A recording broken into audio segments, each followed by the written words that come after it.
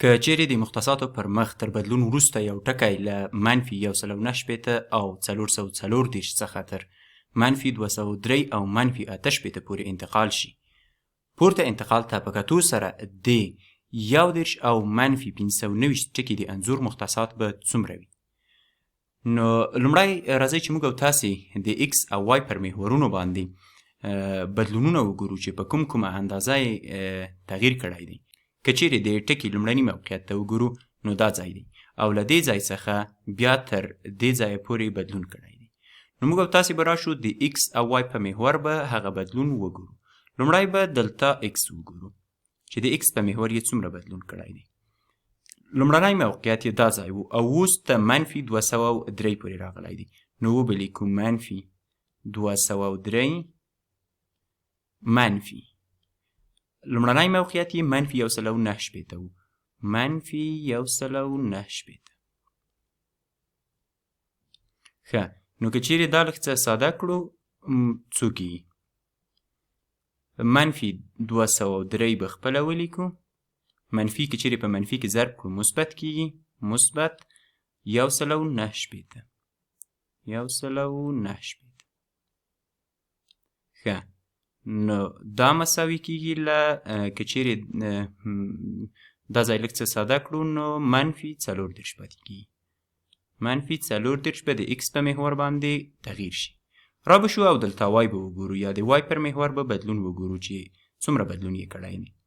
دلتا وای لومړنی موقعیت یې دا ځای و او اوس په منفي 8 کې دی. وبلیکو منفي 8 منفي 8 منفي لومړنی موقعیت 440 و. 440. ښه، دا ټول مساوي کېږي. که چیرې دلته منفي علامه مشترکه ونیسو نو دا ځای به مساوي شي له 8 جمع 440 چې دا بیا مساوي کېږي له که چیرې دا ټول ساده کړو نو منفي به په خپله ولیکو 8 جمع 440 502 کېږي. 502 به د وای پر محور بدلون شي.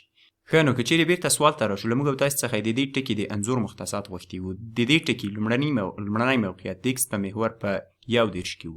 نو وبلیکو چې 10 دا چې دلته موږ او تاسې پیدا کړه چې د ایکس په محور 40 واحده کیڼ لوري ته ځي نو له دې څخه به 40 کم کړو.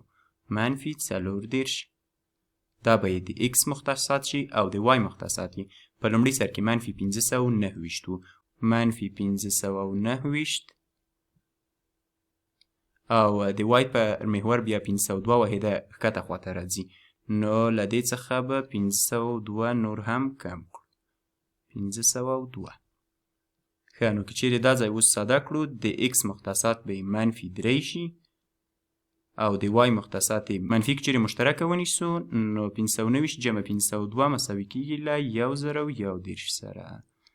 دا به د یاد ټکي د انځور مختصات شي.